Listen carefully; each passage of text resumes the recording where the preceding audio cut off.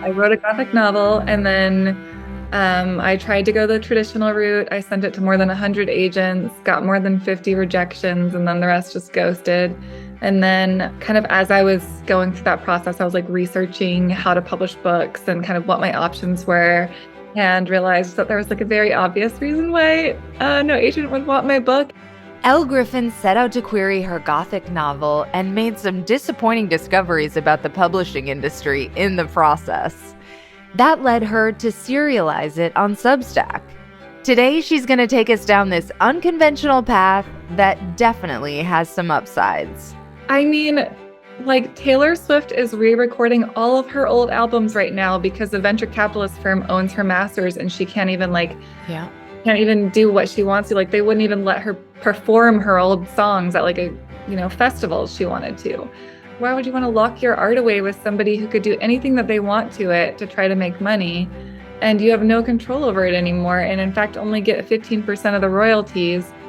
Elle also shares why Anne Lamott's shitty first draft advice does not work for her, what it's been like writing her second serialized novel as she's publishing it, and more in today's episode. There's nothing to writing. All you do is sit down at a typewriter and bleed. Welcome to The Bleeders, a podcast and support group about book writing and publishing. I'm writer and podcaster Courtney Kosak, and each week I'll bring you new conversations with authors, agents, and publishers about how to write and sell books. Hi, I'm Elle Griffin, and I am the author of a Substack newsletter called The Novelist, where I publish serial novels. My first one was Obscurity, a Gothic novel I serialized in 2021, and now I am publishing Oblivion, a utopian novel I'm serializing now. When did you first identify as a writer? Professionally, not until like probably 5 years ago, maybe 6 years ago. But I wrote like a blog for fun always, like since right out of college. It was always like a side thing that I did. So it was, but I never thought of it as a career. It was just like a fun hobby, I guess. Did you think as a career it was like possible? Do you know what I mean? No. I did not think it was possible at all. What's your all-time favorite book? Les Miserables. Oh, okay. When did you read it, and what do you love about it? I read it in like 2017, and I just think it's like one of the most beautiful, most philosophically complex characters. Like Jean Valjean is this kind of character who spends his entire life trying to be good and like doesn't realize until it's like his deathbed that he is good, and even that he like always has been. I don't know, it's just like a very beautiful story. Had you seen the musical first? Yes, that was my first Broadway musical when I was like in 7th grade, and that's what spurred my love of Broadway musicals. So it's like kind of crazy because then later it became my favorite book, and also just is what inspired me to write my own novel. So, oh, awesome. Okay. What's your dream writing routine? Just wake up in the morning, have some tea and a croissant, and write. I could probably only write till like noon or something, and then I need to be done. Is there music? Are you just zoned in? I don't listen to music unless like my husband's on a conference call or something, and then I will put like my ear pods in to drown him out. Yeah. And then what does your real writing routine look like? And I saw you have like a Substack where you kind of go into your ritual, which is really cool. Yeah, it's basically the same, except I stop at 9 because then I have a day job. What's one piece of writing that makes you jealous you didn't write it? Les Miserables. I need to read that. I love the musical so much. Yeah, just as beautiful, if not more.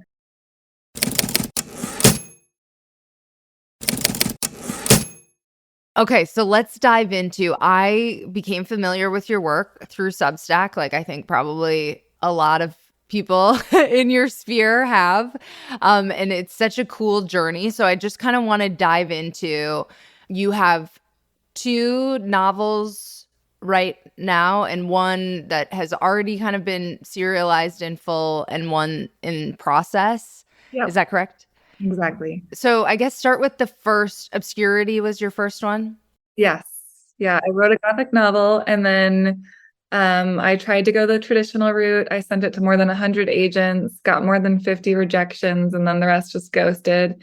And then, kind of as I was going through that process, I was like researching how to publish books and kind of what my options were, and realized that there was like a very obvious reason why no agent would want my book. And that's because it was a Gothic novel that probably best comped with 100-year-old books like Les Miserables and The Count of Monte Cristo and A Christmas Carol. And so I was like, well, this probably has a niche audience more than anything. And that's when I started looking at all the research about the creator economy, Uh-huh. looking into like Patreon and all these other options, and ultimately landed on Substack. So I published it on Substack one chapter at a time. And kind of while I was doing that, documented my process in real time and kind of how it was working for me. Like when I started on Substack, there were only like 8 other fiction writers on the platform, and most of them were doing short stories. Now there's like a million. So, When did you first start? well, my Substack started in February of 2021, and then my novel started in September of 2021. So I like did a ramp up period, try to like grow a subscriber base first. So was that your first novel that you had attempted to write? I attempted to write another one when I was in my 20s. I wrote like a young adult fantasy novel, but I was like following bad advice. I had like read some book that said you're supposed to write like a crappy first draft first and then make it perfect in the second draft. But like the first draft was so bad and I hated it so much that I hated it. It was just like not worth trying to resurrect and like rewrite the whole thing. Like even the plot was bad. So I was like, okay, I'm going to try this again and start over. And this time I'm going to write the way like I write journalism, which is just like one perfect paragraph, then another perfect paragraph, then until like by Yeah. then I'm done. And so that's what I did with the second novel. How long did that process take you, like writing it, quote unquote, kind of perfectly? Did you still have to go back and like do another pass? And how long did it take? It took me 2 years to write it, and then I thought I was just going to be done with it. But then I had my dad read it, and the way that I had written it was chronologically. So originally I had written it like, here's this woman in Paris, and she like joins a convent, and then she comes to New Orleans.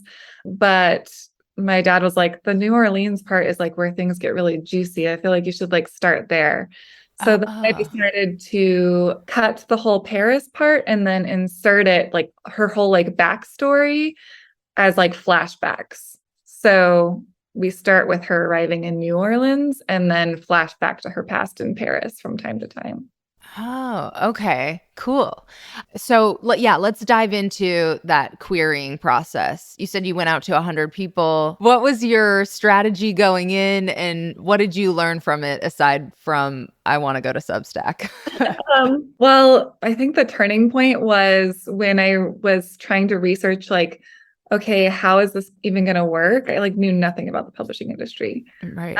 And so I like researched this article that I called No One Will Read Your Book, and just shared like a bunch of stats about the publishing industry. And then I had a follow-up post called Why Writing Books Isn't a Good Idea. And it basically what I learned is that even among traditionally published books, so like say I do get an agent, say I do get a publishing house, like a Penguin publishing house, like top of the top, then I'm still looking at it's 268 books. Only 268 books sell more than 100,000 copies in a year, Uh-huh. which is like nothing. Like if you look at the top 10 books in the world and see that they're selling like 100,000 copies, like that's silly compared to like the top 10 movies, which are saying like seeing millions and millions.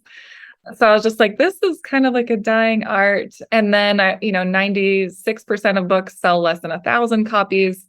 So I was like, even if I traditionally publish and they get 75% of my royalties, I'm still going to sell 1,000 copies and make zero money. It just seems silly. I would be better off just trying to like build a following for my own work and like trying to monetize it directly. And so when I started my newsletter, that was my intent, was to grow like a newsletter following. And then however I published my book, whether it was on Amazon or whatever, at least I would have an audience for it that I could sell it to.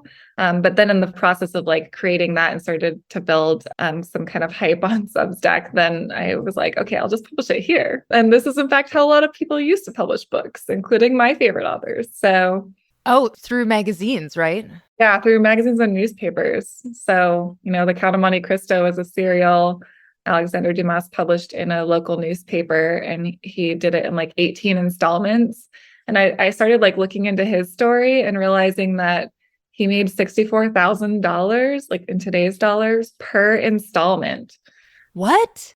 Yeah. So he's like, because it's over time, like if you can imagine how much money a television show generates versus a movie, because it's continually coming out. Right. This is a better model. I think I'd rather have subscribers than like a one-time sale for $10. So, You know what is so interesting about your story is that most people go through the querying process, and their big takeaway, I think, if they don't get anywhere, is like, I suck. Or like, you know what I mean? Or, they take the rejection personally. And I love that your take on it was just like, oh no, let me think about this logically. Actually, the problem is with them. And you really like took it into your own hands and made it work. So, okay, then doing it on Substack, what was the response and what did you learn from that part? it was kind of interesting because the original way that I planned it was my newsletter was free and my novel chapters were paid subscription, which is a very stupid way to do that. Because I had like 250 paid subscribers or something. So that was like the maximum amount of people that could read my book. And then I had way more than that newsletter subscribers. And what they were really valuing was like the newsletter portion of like my behind the scenes journey. Mm-hmm. And also I wrote the book to be traditionally published. So it's very like slow and creeping and just like gently haunting the whole way through. So it's not really like great for a serial format. So I definitely changed that around this year when I debuted my second novel, Oblivion, and all of my chapters are super short. They're, less than 500 words. There's a hook at the end of every single one to keep you interested. And then they're free. So any of my subscribers, all my subscribers will get them. And then the thing that I charge for now is like, I'll have some author commentary at the bottom of a chapter if they want to learn like my influences for it. And they have to pay if you want to comment on them as well. So like my paid subscribers will get in and like comment on it and be like, oh, I'm really interested in this character. I can't wait to see where that goes. So it's like now I feel like designing the writing for the platform is much better and it's much more engaging and people are part of the process and I'm writing it live. So I could change how my next chapter turns out on the fly. So it's much more like of a collaborative thing this time around. Oh, you're writing it live. Yeah.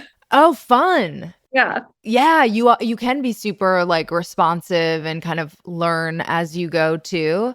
That is so interesting. It is very true. Like people will pay for craft more than they will pay for entertainment. And also part of it's just like how we've been conditioned because you would think, yes, I'm going to put my book behind the paywall, but right. Yeah. Well, even if you think about it, that's just not how art works right now. Like you'll pay $10 to read like the Da Vinci Code. But if you're a writer, you might pay $180 to watch Dan Brown do a masterclass on how he wrote the Da Vinci Code and like how he got it published. So that's kind of the take that I'm employing with my newsletter is like all my art is free for you to be a patron of, but the like behind the scenes and like how it's made and how it's working is like paid now. That's so interesting. Yeah, I have another newsletter. I have one for Bleeders, this podcast, but I have a newsletter for podcasters and it's not monetized yet, but I'm approaching the 1-year anniversary and will soon. And I'm like, oh, this is actually a better business than the podcast that I make. That's hilarious. A podcast about podcasting? Absolutely. Because everyone's like, how do I do this? I want to do what you did. Hey, so this is a not so subtle plug for my other newsletter. It's called Podcast Bestie, and it's full of podcasting tips and tricks for aspiring and indie podcasters. So if you have a podcast or you're thinking about starting one, check out the link in this episode description and join the squad.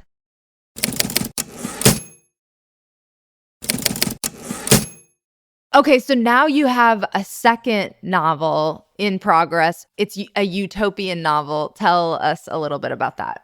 Yeah, Oblivion is a utopian novel, and I'm writing, there's two parts to it. I'm like doing all of the research for it in nonfiction form. So I'm writing these essays, imagining a more beautiful future, and then I'm like using that research to write my fiction chapters. And it's about every other week. So one Monday, I might have an article that's called "We Won't Need Doctors in the Future," and here's all my research on that. And then the next week, it's chapter 1. And then, it kind of goes from there. So it's been really fun because on the Substack app, there's this new section called Substack Chat, and you can have like daily conversations with newsletter subscribers. And we've just been like geeking out in there, sharing all this like utopian content and like what books everybody's reading. And would this kind of government work, or would this kind of city be the most beautiful? And it's just been kind of fun to like do all the brainstorming collaboratively. And then what comes from that is the art.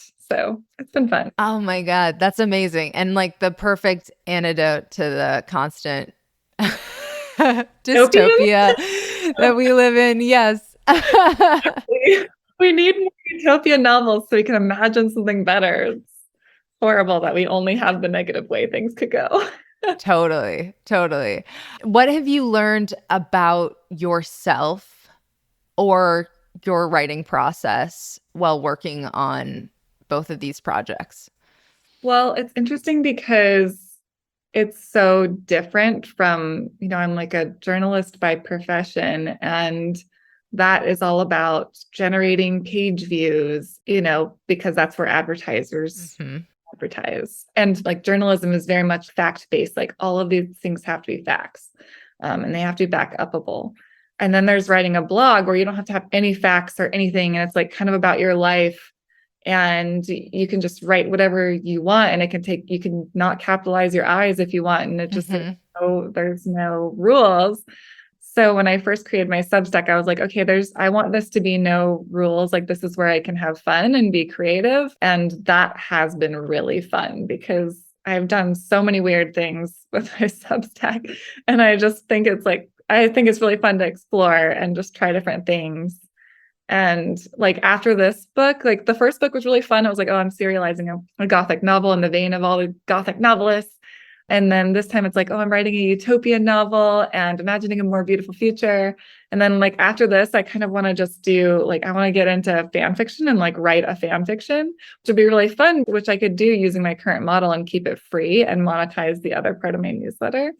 So I think there's just so many amazing things you could do with it, which I think is just fun to explore. Yeah. Oh, I saw an article I read an article about fanfic and copyrights. Oh yeah. So were you like brainstorming when you wrote that?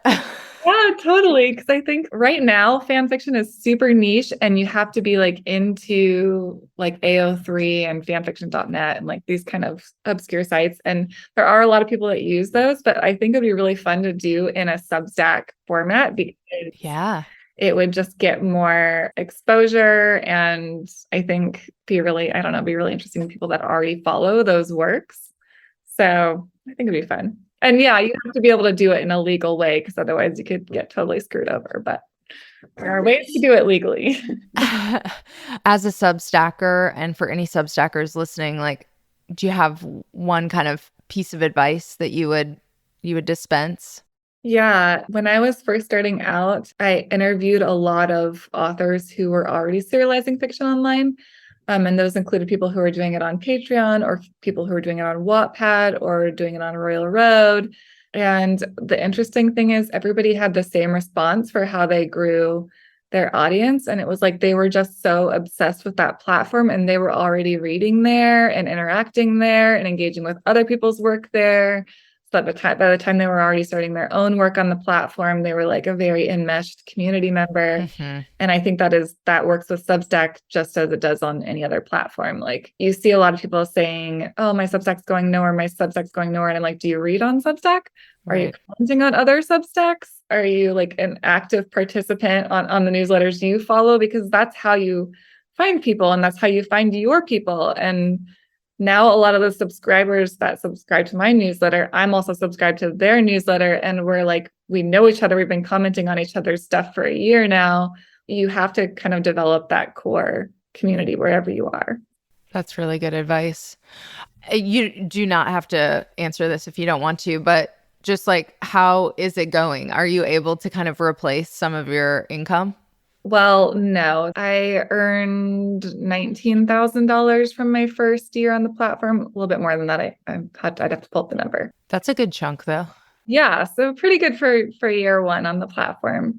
And that, $19,000 from only like 280 people is kind of insane. So the idea that you have a small number of people patronizing is not the right word. Patroning? I don't know. Yeah.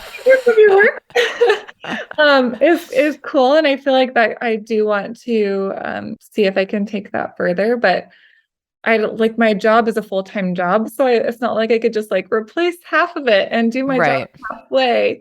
So I kind of can't really do that until I'm like making a full-time living from Substack, which probably would take a couple more years. Well, hoping you get there soon. Yeah, it's such a cool platform. I love it. Oh, it's so fun. So looking forward, you are going to write this fanfic. Do you have any bucket list writing goals? Yeah, that's probably the next one. I don't really have any outside of that. Recently somebody said something to me that made me think that my goals weren't big enough. I wasn't like dreaming big enough. So I was like, okay, I need to like come up with bigger goals. So I decided to do this exercise where I would like write my own Wikipedia page. And so I've been like writing that right now and trying to see like what would I want it to say about me. And one thing I was thinking is like, oh, well, if I'm like the sky's the limit, then yeah, like, okay, Oblivion becomes a series on HBO and there's maybe I'm part of writing the script and maybe I can even have a bit part in it. Like, why not? And Hell yeah. Yeah. And so I've kind of thought about that, things like that. That would be really fun. I'm collabing with this guy, Matt, who has a Substack, Fog Chaser. He's been writing music to go with my novel chapters. And they sound like the book. They're just so beautiful and meditative and calming and gorgeous. And so we've been like talking about maybe making an album, which would be kind of fun. And so there's a lot of other ways that I want to use my writing skills that I think would be fun, but it's kind of like first things first, and then we'll see where we can go. Yeah. Okay, cool. What is one piece of writing advice you wish you could give your former self? It's hard because my former self, there wasn't really great opportunities for writers. I feel like Substack only really came about in the last couple of years. And before that, it was like a WordPress blog, which I had, Medium, which I had. Great. No notes. Yeah. So I feel like if you're starting now, just like build a platform for yourself. But yeah, former self, there weren't great options out there for being a writer. Fair enough. One tip for writers trying to get a book published. Don't. Are you just done with it's not on your bucket list? Do you have any traditional publishing goals at this point? I mean, like Taylor Swift is re-recording all of her old albums right now because the venture capitalist firm owns her masters and she can't even can't even do what she wants to. Like they wouldn't even let her perform her old songs at like a festival she wanted to. Why would you want to lock your art away with somebody who could do anything that they want to it to try to make money and you have no control over it anymore, and in fact only get 15% of the royalties? And that's just wild. And especially if like it used to make sense because they were providing a ton of marketing and were getting you in front of an audience you didn't have access to. But now you have access to make that happen for yourself, and you don't need that. And they're not going to provide you any marketing. And in fact, they're only trying to book authors who already have a big following. So it seems silly to just like sign away the rights to your book and also only get 15% of the returns for it when you could just as easily make your own platform. Preach. Yes. Yeah. What is your all-time favorite piece of your own writing? Probably obscurity, but I did write some fun articles. Like, I always loved this article I wrote that was called "I'm Secretly Loving the Pandemic." I think it was actually called "Secretly Loving the End of the World," which I thought was really fun. And I also wrote a nonfiction piece called "Why I No Longer Read the New York Times," which was, I think, I really loved that piece. But fiction, definitely obscurity.